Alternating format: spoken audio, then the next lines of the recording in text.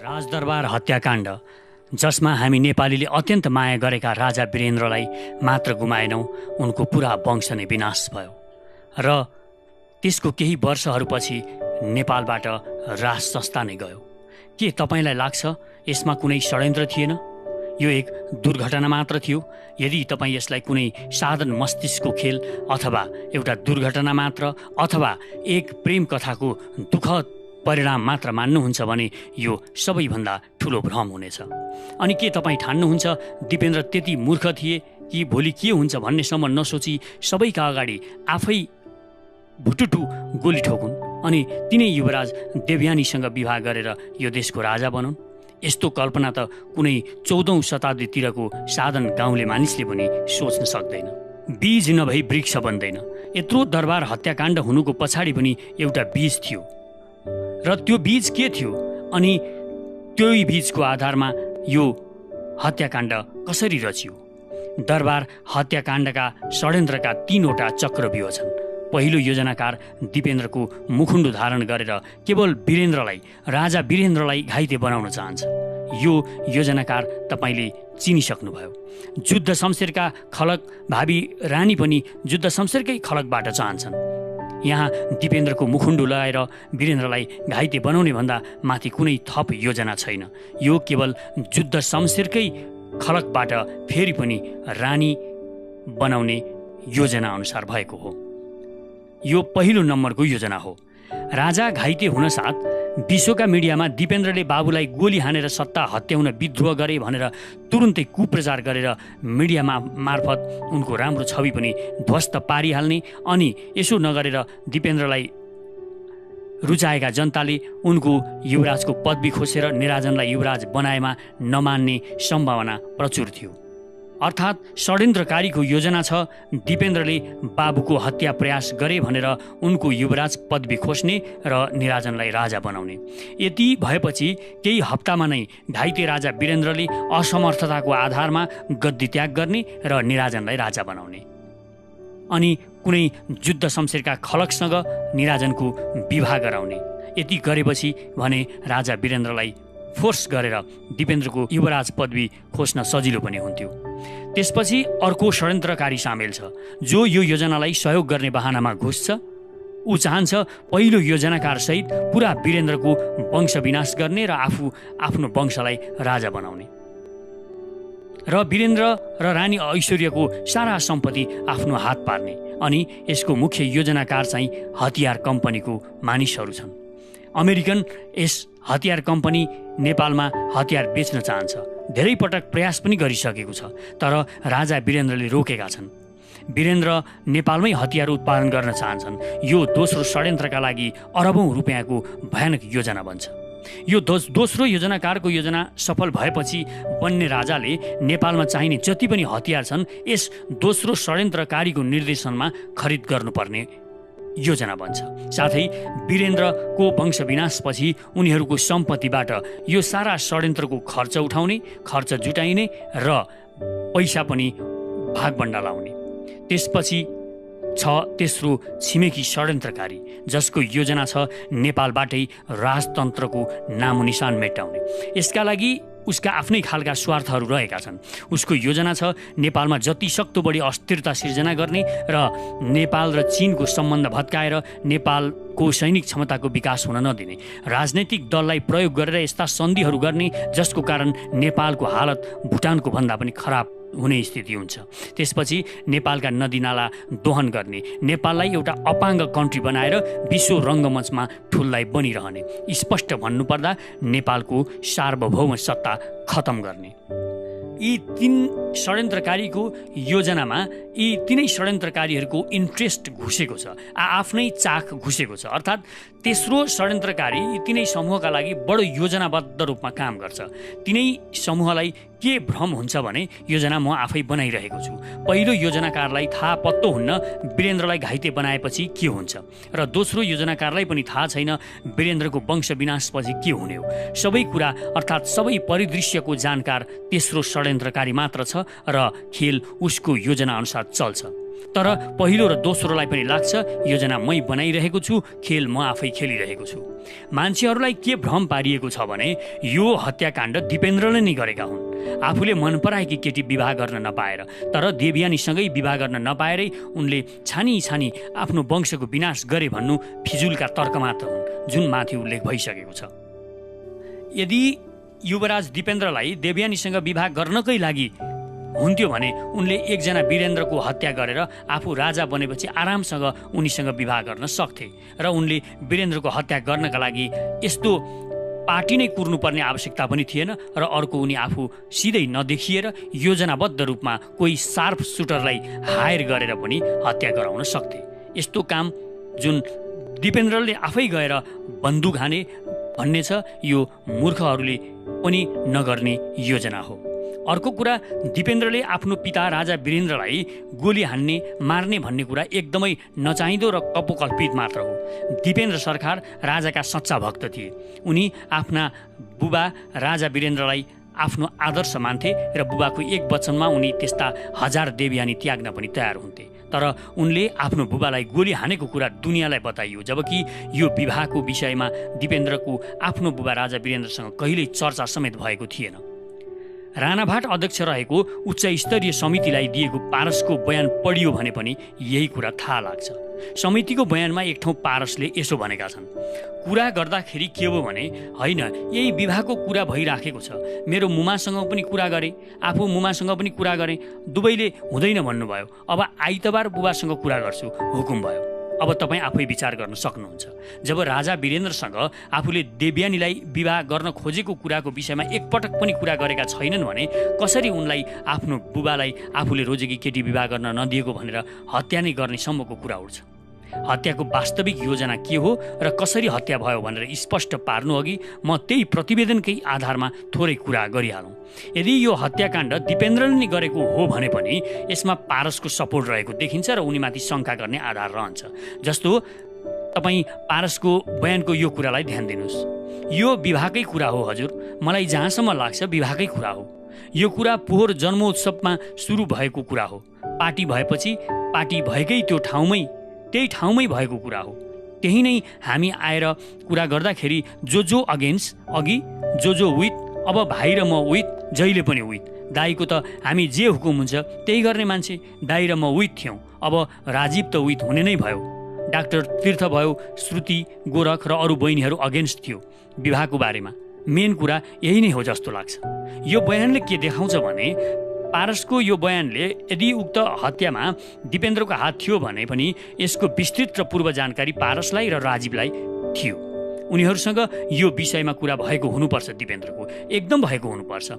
यदि एउटा देशको युवराज जो भन्दैछ कि मेरो विरोधमा विपक्षमा हुने सबैलाई म खतम पार्छु भने त्यो कुनै ठट्टा हुन सक्दैन। यो कुरा दुनियाँले बुझ्नुपर्छ। र अर्को कुरा, यो नै सत्य हुन्थ्यो भने पनि दिपेन्द्रको हत्या गर्ने कुनै योजना थिएन। उसको योजना मुताबिक त आफ्नो प्रेमको विरुद्धमा रहेकालाई खतम गरेर उनको आफू राजा बनेर देवयानीसँग विवाह गर्ने योजना नै हुनुपर्छ, जस्तो त्यही प्रतिवेदनमा आफ्नो बयानमा महासेनानी सुन्दर प्रताप राणाले भनेको छ। एक दिन अचानक योजनाले आकार लियो जब दिपेन्द्र र देवयानीको गहिरो प्रेम छ भन्ने पत्ता लाग्यो। वास्तवमा दरबार हत्याकाण्डमा दिपेन्द्रले कतै गोली चलाउन त परेको कुरा उनका भएका बन्दुक समेत षड्यन्त्रको योजनाकारले पहिले लगिसकेको थियो, जसको प्रयोग गरेर उनलाई हत्यारा साबित गर्नु थियो। सबैलाई के थाहा थियो भने दिपेन्द्र अलिकता जिद्दी छन्, जसले गर्दा उनी देवयानीसँग विवाह गर्नका लागि दरबारमा जिद्दी गर्नेछन्। उता रानी ऐश्वर्य र मुमा बडा महारानी जुद्ध शमशेरको सन्तान बाहेक अरू कसैलाई रानी बनाउने कल्पना गर्न पनि मन पराउँदैन थिए। अब कस्तो भयो भने यो कुराले दरबारमा एक किसिमको तनाव सिर्जना गर्ने निश्चित भयो र यही तनाव र खिचातानीलाई प्रयोग गर्ने निश्चित गरियो यता षड्यन्त्रकारीहरूबाट। र त्यसै दिन अर्को के कुरा निश्चित भयो भने अब सबैको हत्या दिपेन्द्रबाट नै गराउने। के त्यसो भए दिपेन्द्रले नै योजनाकारको योजना अनुसार सबैको हत्या गरेका हुन् त? प्रश्न उठ्छ। पहिलाको योजना अनुसार दिपेन्द्रलाई देवयानीको प्रेममा अझ प्रेरित गर्ने, आफूले प्रेम गरेकी केटीलाई अर्थात् देवयानी सर्वगुण सम्पन्न भएकीले उनी नै रानी बन्न योग्य छिन्, अरूसँग दिपेन्द्र सरकारले विवाहको कल्पना पनि गर्नु हुँदैन भनेर देवयानीसँग विवाह गर्नका लागि दरबारमा आमा ऐश्वर्या र हजुरआमासँग अड्डी लिन लगाउने र लगाइराख्ने। उता दरबारमा रानी र मुमा बडा महारानीलाई चाहिँ कुनै पनि हालतमा त्यो देवयानीलाई भित्राउनु ठिक हुँदैन भनेर उक्साउने, चन्द्र शमशेरको खलकलाई दरबारमा भित्राउनु हुँदैन भनेर उनीहरूलाई उक्साइरहने र तिनका कमी कमजोरीहरू देखाइरहने। भयो पनि त्यस्तै आमा छोरा बीच एकदमै अविश्वास खडा हुन थाल्यो र हुँदै गयो।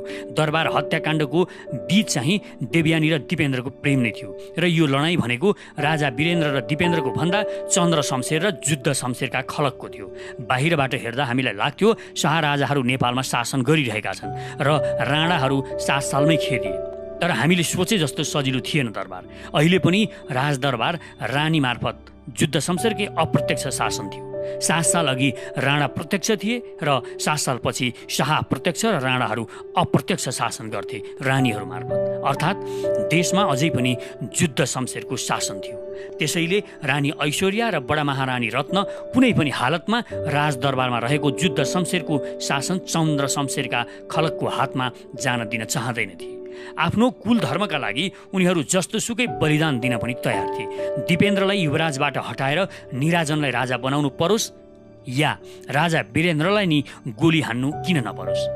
अब यहाँ लडाईँ आमा छोरा बीच नभएर चन्द्र वंश र जुद्ध वंशको बीच हुन थालेको थियो। लोकप्रिय पनि तर जिद्दी स्वभावका दिपेन्द्रले देवयानीलाई नै विवाह गर्ने फाइनल गरेर ऐश्वर्यले देखाएको जुद्ध शमशेरका सन्तानका छोरीहरू मन परेन भन्दै विवाह गर्न नमानेपछि यसमा पोषण पनि मिल्यो र निकै पाएको हुँदा पनि विवाह गर्न नमानेपछि उनी राजाको सेखपछि आफू राजा भएर आफूले चाहेकी केटी देवयानीसँग विवाह गर्ने योजनामा रहेको पत्ता लाग्यो ऐश्वर्या र बडा महारानी रत्नलाई।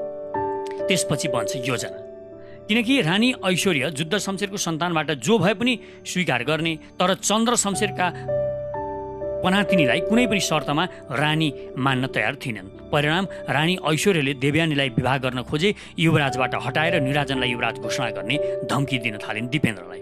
अर्कातिर आफ्नो प्रेम अस्वीकृत भएका दिपेन्द्रले आमालाई प्रत्युत्तर दिने उद्देश्यले सैनिक तालिम लिन थाले भने जनताको नजिक हुने खालका क्रियाकलापहरू पनि गर्न थाले। तर अर्कोतिर वास्तविकता के थियो भने दिपेन्द्र बुबा वीरेन्द्रलाई एकदमै आदर्श मान्ने, अर्थात् महाराजा वीरेन्द्रले देवयानीसँग विवाह नगर भनेको खण्डमा उनी नगर्ने पक्षमा थिए, राजा वीरेन्द्र छोराका पक्षमा थिए। उसले मन पराएकी केटीलाई विवाह गर्न चाहन्छ भने गरोस् भन्ने उनको मान्यता थियो। तर राजपरिवारमा भने यो मामलालाई भयङ्कर बनाइएको थियो, किनभने यहाँ लडाईँ चन्द्र शमशेरका खलक र जुद्ध शमशेरका खलकका बीचमा थियो, अर्थात् राणाहरू बीचका थियो। युवराज र बडा महारानीमा एक किसिमको कटुता जस्तो स्थिति भयङ्कर रूपमा बढ्न थाल्यो। जब यो कटुताले चरम रूप लियो र यो कटुता भगाउन दिपेन्द्रले या बडा महारानीको एकजनाको कुरा अर्कोले मान्नुपर्ने हुन आउँथ्यो र कुरा निर्णयमा पुग्न धेरै दिन बाँकी थिएन। तब योजनाकारले अनिर्णयको यही समयलाई उपयोग गर्ने निश्चित गर्यो। हुन त थाइल्यान्डमा भनेर प्रचार आएको छ, तर योजना अनुसार अमेरिकामा बनेर आएको थियो दिपेन्द्रको 2टा मुखुन्डो। यसका लागि दिपेन्द्रकै कदका 2 जना मानिस पनि छनौट गरियो। अब उनीहरूलाई तालिमको आवश्यकता थियो र स्मरण रहोस् यी दुवै शार्प सुटर भारतमा तालिम लिएका थिए। उनीहरूलाई 2 वर्ष लगाएर दिपेन्द्रको हाउभाउ, हिँड्ने शैली र आँखाको चाल र यहाँसम्म कि बोल्ने अर्थात् आवाजको नक्कल गर्ने तालिम पनि दियो। तर एक्सनको बेला उसलाई एक शब्द पनि नबोल्ने कडा निर्देशन थियो, किनकि बोलेमा स्वर चिनिएर योजना नै फेल हुन सक्थ्यो। त्यसैले त्यत्रो हत्याकाण्डभरि दिपेन्द्र बनेको त्यो मुखुन्डोधारीले एकै शब्द पनि नबोली गोली हान्छ। मानिसहरू यति पनि सोच्दैनन् कि यदि त्यो हत्यारा दिपेन्द्र भएको भए के उनी केही न केही बोल्दैन थिए? पक्कै बोल्थे। दिपेन्द्र भएको भए गोली नै हाने पनि बोल्थे, किनकि उनलाई त्यत्रो रिस पोख्नु पर्ने थियो। रिसले उनी कसलाई गाली गर्थे, कसैलाई कराउँथे र सुमु सुमु गोली हानेर हिँड्दैन थिए। दिपेन्द्र नभएर दिपेन्द्रको मुखुन्डोधारी जो थियो ऊ बोल्न मिल्दैन थियो। दिपेन्द्रको चालचलन, आँखाको हाउभाउ, बोल्ने र हिँड्ने शैली सिकिसकेपछि उसलाई हत्या गर्नुपर्ने मानिसको फोटो र मुभी आदि देखाएर चिनाइयो। विभिन्न अवसर पारेर मानिस पनि देखाइयो। त्यसपछि घटना हुनुपर्ने स्थलको बारेमा पढाइयो चित्र मार्फत। दरबारभित्रको सेक्युरिटी चिरेर राजा रानीको हत्या गर्नु कुनै चान्चुने कुरा थिएन। त्यसैले त्यो कुरा एकदमै छोटो समयमा र त्यो पनि दिपेन्द्रको अनुपस्थितिमा गर्नुपर्ने थियो। यो योजना कुनै साधारण र लरतरो योजना थियो भनेर मान्न सकिँदैन। 500 करोड खर्च गरिने ठुलो योजना थियो। यो षड्यन्त्रका लागि 500 करोड खर्च गरिँदै थियो। यसमा सानोभन्दा सानो कुरा पनि ध्यान दिनुपर्ने अवस्था थियो र सानोभन्दा सानो कुरा चुक भएमा सारा कुराहरूको पर्दाफास हुन्थ्यो। किनकि हत्या विवाहको कुरालाई लिएर दिपेन्द्रले नै गरेको हो भनेर दुनियाँलाई विश्वास दिलाउनु पनि थियो। मुखुन्डोधारी हत्याराहरू कुनै राजपरिवारकै सदस्यको गाडी चढेर या ड्राइभरको रूपमा दरबारभित्र प्रवेश गर्ने योजना बन्यो। दिपेन्द्रलाई कुनै तरिकाबाट पार्टी छोडेर जान बाध्य पार्ने र त्यहाँ दिपेन्द्र हिँडेको क्षणलाई उपयोग गरेर मुखुन्डोधारी दिपेन्द्रले त्रिभुवन सदनमा पसेर आफ्नो काम फत्ते गर्ने योजना अनुसार दिपेन्द्रको ड्रिङ्क्समा औषधि मिसाइदिनु थियो र त्यो हुन नसके उनले खाने गरेको गाँजा मिसिएको चुरोटलाई बदलेर अर्को चुरोट दिने, जुन खाएपछि रिङ्गटा लागेर उनी अडिन मुस्किल परोस् र उनी त्यहाँ नबसुन्। स्मरणीय कुरा, दिपेन्द्र गाँजा खान्थे भन्दा तपाईँलाई पनि उनी खराब थिए कि भन्ने लाग्न सक्छ, तर गाँजाले केही खराब गर्दैन। गाँजा खाने मान्छे एग्रेसिभ पनि हुँदैन, ऊ नर्मल समयको भन्दा कुल हुने गर्छ। भयो पनि त्यस्तै ड्रिङ्कमा औषधि मिलाउन नमिलेर चुरोटको प्रयोग गरियो।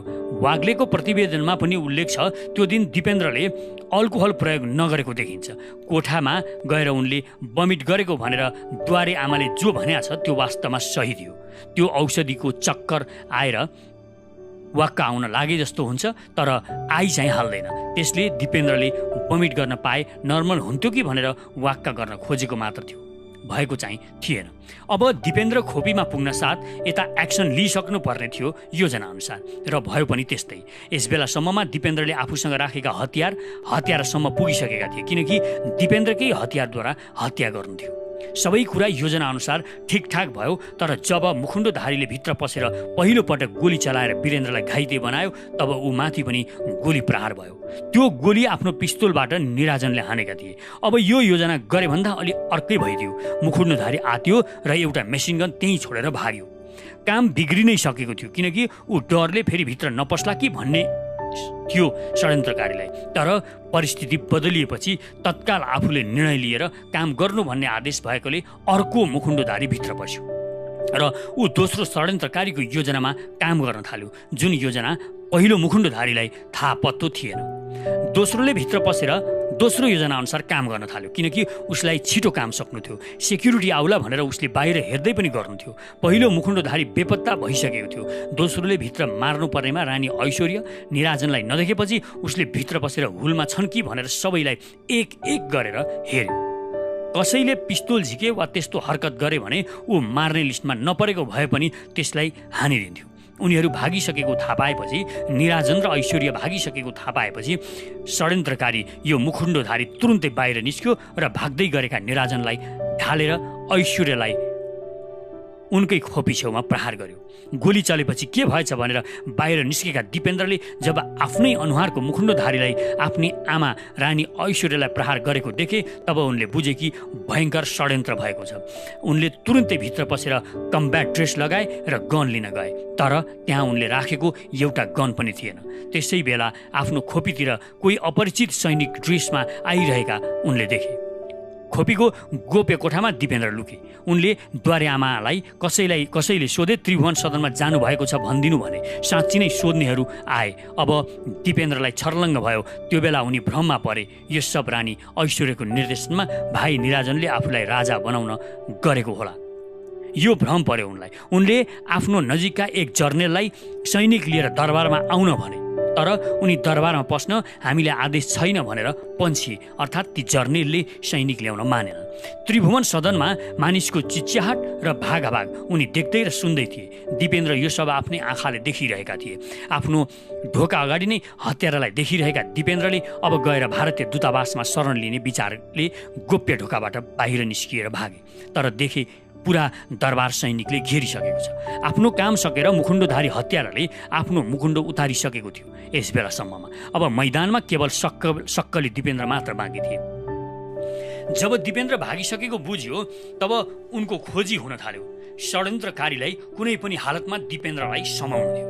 यता दिपेन्द्रलाई जसरी पनि नियन्त्रणमा लिनु भन्ने आदेश भएकाले दिपेन्द्र बाँच्ने सम्भावना नै थिएन।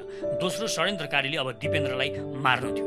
दिपेन्द्रले दरबारमा भएको षड्यन्त्रको छनक पाइसकेकाले उनी भागिसकेका थिए। भारतीय दूतावासमा शरण लिन गाडी चढेर दरबारको गेटमा नै पुगिसकेका थिए। उनलाई त्यो बेला उनको उही मिल्ने जर्नेलले फोन गरेर सम्झायो यो षड्यन्त्रमा भारतीय गुप्तचर संस्था रौको पनि हात भएकाले सरकार भारतीय दूतावासमा नगएर चाइनिज या बेलायती दूतावासमा गइबक्सियोस्। तर ती जर्नेलको कुरा दिपेन्द्रले मानेन। उनी भारतीय दूतावासमा शरण लिने कुरालाई जायज ठहर्याएर त्यतातिर लागे, जुन उनको महाभूल साबित भयो। उनको खोजीमा आकाशमा हेलिकप्टर र तल सयौं सैनिक परिचालन गरिएको थियो। दिपेन्द्रले भारतीय दूतावासमा फोनबाट दरबारको स्थितिको अवगत गराउँदै शरण मागे, तर भारतीय दूतावासले यो इन्कार गर्यो। एकैछिनमा उनलाई समातियो र पोखरीको छेउमा ल्याएर देब्रे कञ्चटमा गोली ठोक्यो। तर त्यत्रो सेनाले यो सब थाहा पाउनै सकेन। अर्कोतिर डर थियो।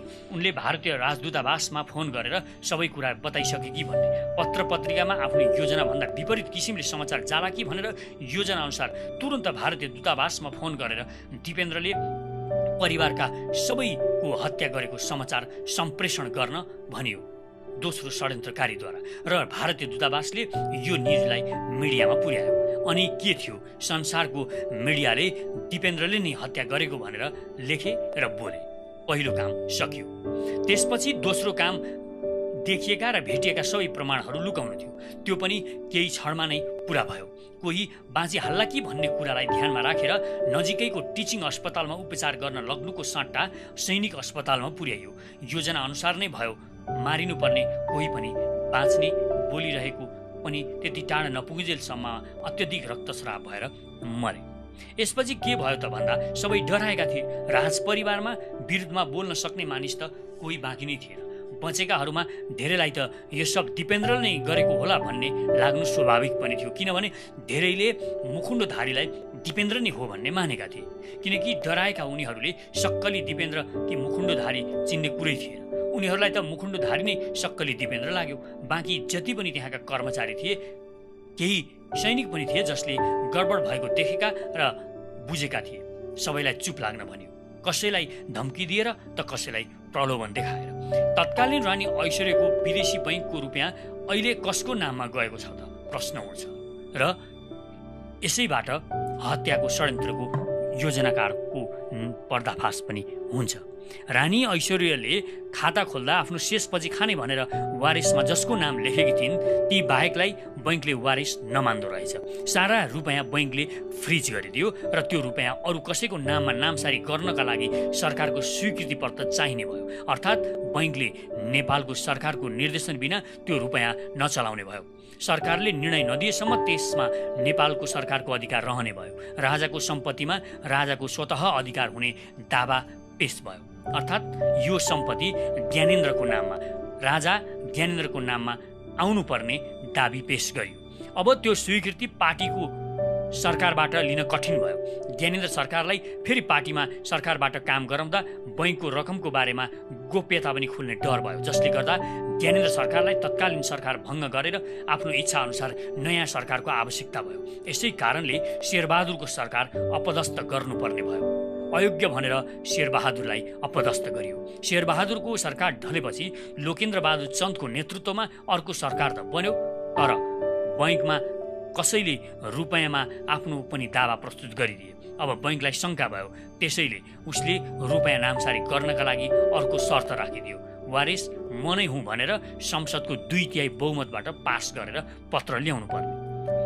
यसपछि प्रत्यक्ष शासन गर्न राजा बाध्य भए, नत्र ज्ञानेन्द्र त्यति मूर्ख मानिस छैनन् कि केही वर्ष पनि टिक्न सक्दैन भनेर जान्दा जान्दै तानाशाही व्यवस्था चलाउन्। नाटकीय चुनाव गरेर आफूले इच्छाएको मानिसको संसद बनाउनलाई अब एउटा चुनावको आवश्यकता भयो। ज्ञानेन्द्र सरकारलाई रानी ऐश्वर्यको बैंकको रकम आफ्नो नाममा सार्नका लागि एउटा संसद चाहिएकोले चुनाव गराउनु पर्ने बाध्यता परेको थियो र त्यो चुनाव पनि दलहरूलाई बाहिर राखेर नै गराउनु जरुरी थियो, किनकि दलहरू सहभागी भएमा त उनीहरूको मानिस संसदमा पुग्ने सम्भावना थिएन। दरबार हत्याकाण्डको पहिलो योजनाकार रानी ऐश्वर्य हुन् भन्दा जो कोहीलाई पनि रिस उठ्न सक्छ। र पत्याउन पनि कठिन हुन्छ। तर यसको बीज उनकै दिमागको उपज हो। युद्ध शमशेरको सन्तानलाई नै रानी बनाउन चाहनुको परिणाम भएको यो नरसंहार। तर उनी केवल राजा वीरेन्द्रलाई दिपेन्द्रको मुखुन्डोधारीबाट केवल गोली चलाउन या सामान्य घाइतेसम्म मात्र बनाउन चाहन्थिन्। यसको उद्देश्य थियो दिपेन्द्र अधिराज कुमारको पदवी खोज्ने र उनलाई उत्तराधिकारी हुनबाट वञ्चित गर्ने। यस्तो किन त भन्ने प्रश्न उठ्नु स्वाभाविक पनि छ। तर बाहिर शाहहरूको शासन देखिए पनि दरबारभित्र रानीहरू मार्फत अझै पनि राणा शासन नै चलिरहेको थियो, जुन माथि पनि भनियो। र रानी ऐश्वर्या बुहारी अर्थात् भावी रानी कुनै पनि शर्तमा युद्ध शमशेरको खलकलाई नै बनाउन चाहन्थिन्। यसका लागि चाहे जस्तोसुकै मूल्य चुकाउनु किन नपरोस्। अब दिपेन्द्रले उनको कुरा नमानेर चन्द्र शमशेरका खलकलाई रानी बनाउने, चन्द्र शमशेरकी पनातिनीलाई रानी बनाउन चाहेको कुराले उनी दिपेन्द्रसँग क्रुद्ध थिइन्। उनी ऐश्वर्यले जुन मानिसलाई दिपेन्द्रको मुखुन्डो बनाउनेदेखि राजा वीरेन्द्रलाई बन्दुक ताक्ने वा घाइते बनाउने सम्मको काम दिइन्, त्यो अमेरिकी CIA र भारतीय खुफिया एजेन्सी RAUको डबल एजेन्ट थियो। जब अमेरिकी गुप्तचर संस्था CIA ले यो योजना थाहा पायो, तब उसले राजा वीरेन्द्रसँग बदला लिने विचार थप योजनामा हाल्यो। सन् 1974 तिब्बत विरुद्ध विद्रोह गरेका खम्पा विद्रोहीलाई दबाउन र नाइके वाङदेनलाई मार्न राजा वीरेन्द्रले सेना परिचालन गरेदेखि नै अमेरिका राजा वीरेन्द्रसँग क्रुद्ध थियो। यसको बदला लिन अमेरिकी गुप्तचर संस्था CIA ले यसै योजनामा घुसेर घाइते मात्र होइन, वीरेन्द्रलाई सिद्ध्याउने नै योजना बनायो। उता भारतको गुप्तचर संस्था RAUले भने अझै खतरनाक योजना बनायो। उसको योजना अनुसार पुरा शाह वंशको नै नरसंहार गर्ने र भविष्यमा यही बेबी किङ मार्फत सिक्किमलाई भारतमा विलय गरे जसरी नेपाल पनि खाने। भारत वीरेन्द्रले नेपाललाई शान्ति क्षेत्रको प्रस्ताव गर्दै विश्वभरि हिँडेको कुरादेखि नै मन पराइरहेको थिएन। उसले यही प्रस्तावको डरले वीरेन्द्रलाई रोक्न 2046 सालमा सबै दललाई मिलाएर जनआन्दोलन गर्न लागेको थियो। यसमा ऊ सफल भयो। शान्ति क्षेत्रको प्रस्ताव प्रजातन्त्र आएपछि हरायो। तर राजा वीरेन्द्र चुप लागेर बसेका भने थिएनन्। चीनसँग सम्बन्ध बढाएका त थिए नै, साथै इजरायलसँग मिलेर नेपालमा हतियार उत्पादन गर्ने योजना बनाएका थिए राजा वीरेन्द्रले। शान्ति क्षेत्रभन्दा अझ खतरनाक योजना हुन लागेको थाहा पाएपछि भारत अझ झस्क्यो। अब उसले यो योजना सिद्ध्याउने एउटै उपाय देख्यो, राजतन्त्रको सर्वनाश। आन्दोलनबाट यो सम्भव थिएन, किनकि प्रजातन्त्रपछि दलको गाईजात्रा देखेर जनता वाक्क दिक्क भएका थिए भने राजा वीरेन्द्र झन्झन लोकप्रिय थिए जनतामा। जनता राजा हटाउन भन्दा बरु राजाकै प्रत्यक्ष शासनको माग गर्न थालेका थिए। यो भारतले बुझेको थियो। त्यसैले उसले राजा वीरेन्द्रको वंश विनाश गर्नुबाहेक अर्को विकल्प देखेन। यो नरसंहारको खेल अमेरिकी गुप्तचरलाई थाहा नहुने कुरै भएन। उनीहरूले यो कुरा नमानेपछि ज्ञानेन्द्रको परिवारलाई केही नगर्ने शर्तमा षड्यन्त्र बन्यो। नयाँ षड्यन्त्रको योजना बन्यो। वीरेन्द्रको हत्या गर्नेमा दुवैतिरका जासुस ओके भए, तर भित्री रूपमा उनीहरू आफ्नै किसिमले लागिरहेका थिए, आफ्नै किसिमका षड्यन्त्रहरू बनाइरहेका थिए। भारतीय जासुस एजेन्टहरू दिपेन्द्रलाई पनि त्यो पार्टीमा सहभागी गराउन जोड गरिरहेका थिए भने अमेरिकी एजेन्ट उनलाई कुनै पनि हालतमा त्यहाँ सहभागी नहुन भनिरहेका थिए। भारतको योजना अनुसार त्यहाँ कुनै पनि हालतमा ज्ञानेन्द्रलाई पनि ल्याउने र ज्ञानेन्द्र पारससहित सारा शाहवंशको विनाश गर्ने। ज्ञानेन्द्रलाई पनि त्यस भोजमा सहभागी गराउने धेरै प्रयास भयो, तर सम्भव भएन, किनकि षड्यन्त्रको गन्ध पाइसकेका थिए। त्यसैले उनी आएनन्। यसरी सबैलाई सहभागी गराउन सम्भव नभएपछि हत्याकाण्डको मिति तोकियो। एक अमेरिकी सेनाका कमान्डरले लेखेअनुसार दरबार हत्याकाण्ड चैत्रमा हुनुपर्नेमा अर्को सालको जेठ 19मा मात्र भयो। यसको मुख्य कारण राजपरिवारका सबै सदस्य भेला नहुनु नै प्रमुख कारण थियो। यो कुरा पोखरामा राजा वीरेन्द्रको कपाल काट्ने बलदुल ठाकुर, जो भारतीय गुप्तचर एजेन्सी RAUको एजेन्ट थिए, उनले पनि राजा वीरेन्द्र 54 वर्षमा मर्नुपर्ने, कसरी 55 वर्षसम्म बाँचे भन्नु दरबार हत्याकाण्ड चैत्रमै भइसक्नु पर्ने प्रमाण हो। वास्तवमा वीरेन्द्रको हत्या अमेरिकी गुप्तचरले किन गर्नु पर्यो? पहिलो कुरा, अमेरिकी हतियार कम्पनीहरू वीरेन्द्रलाई अमेरिकी अटोमेटिक गन किन्नका लागि लबिङ गरिरहेका थिए। तर राजा वीरेन्द्र ती हतियार लिनुभन्दा एक इजरायली हतियार कम्पनीसँग मिलेर नेपालमै शाही सेनालाई पुग्ने हतियार उत्पादन गर्न चाहन्थे। साथै विदेशसँग राम्रो सम्बन्ध बनाएका राजा भएकाले भारतले शान्ति क्षेत्रको प्रस्ताव अस्वीकार गरेको र प्रजातन्त्र आएपछि राजाको यस एजेन्डालाई दलहरूले वास्ता नगरेकाले अब वीरेन्द्र नयाँ तरिकाले सोच्न थालेका थिए। उनी यसरी नेपालमा बनाएको हतियार बिक्री पनि गर्न चाहन्थे। उनी विश्वभरि राम्रो सम्बन्ध भएकाले विश्वभरि यी हतियारहरू बेच्न चाहन्थे, जुन कुरा भारतलाई मन पर्ने त कुरै थिएन। अमेरिकाले पनि रुचाएन यो कुरा, जसको परिणाम उनीहरूले वीरेन्द्रलाई रोक्ने एउटै उपाय उनको हत्या देखे। उनको मात्र होइन, राजपरिवारकै सफाई गरेर दलबाट काम गराउन चाहन्थे दलालहरू, किनकि यी राजा वीरेन्द्र र राजपरिवारले देशलाई धोका दिएर कुनै सम्झौता गर्लान् भन्ने विश्वास षड्यन्त्रकारीलाई थिएन र राजपरिवार भइन्जेल नेपाललाई झुकाउन सकिन्छ भन्ने पनि उनीहरूलाई विश्वास थिएन। खान सकिन्छ नेपाललाई भन्ने विश्वास थिएन। नेपालको सार्वभौम सत्ता छिन्न सकिन्छ भन्ने षड्यन्त्रकारीलाई विश्वास थिएन। तर राजपरिवारका सबै सदस्य भेला नभएका कारणले मात्र यो सरेर जेठसम्म पुग्यो। दरबार हत्याकाण्ड जस्तो भयानक रक्तपात कोही युवराजको विवाह गर्न नपाएको सनको उपज हो भनेर नेपाली जनतालाई मूर्ख बनाउने जुन प्रयास गरिएको छ, त्यो सबै प्रपञ्च सिवाय केही होइन। भित्री उद्देश्य नेपालको सार्वभौम सत्ता नै सिद्ध्याउने नै रहेको छ र भविष्यमा फेरि यस्ता डरलाग्दा अन्य खाली षड्यन्त्रहरू नरचिएलान् भन्ने पनि कुनै ग्यारेन्टी छैन। तेस्रो षड्यन्त्रकारीको योजना सफल भएको छ। उसले नेपालबाट राजतन्त्र नै फालिसकेको छ। अब नेपालको सार्वभौम सत्ता सिद्ध्याउने खेल पनि सुरु भइसकेको छ। चीन र अमेरिकाले यो नचाहेकाले मात्र यस योजनाले मूर्त रूप पाउन नसकेको हो। त्यसैले झट्टै केही प्रतिक्रिया दिइहाल्नुभन्दा यो भिडियो एकपटक फेरि हेरेर गहिरो सोच विचार गर्नुहुन अनुरोध छ। धन्यवाद।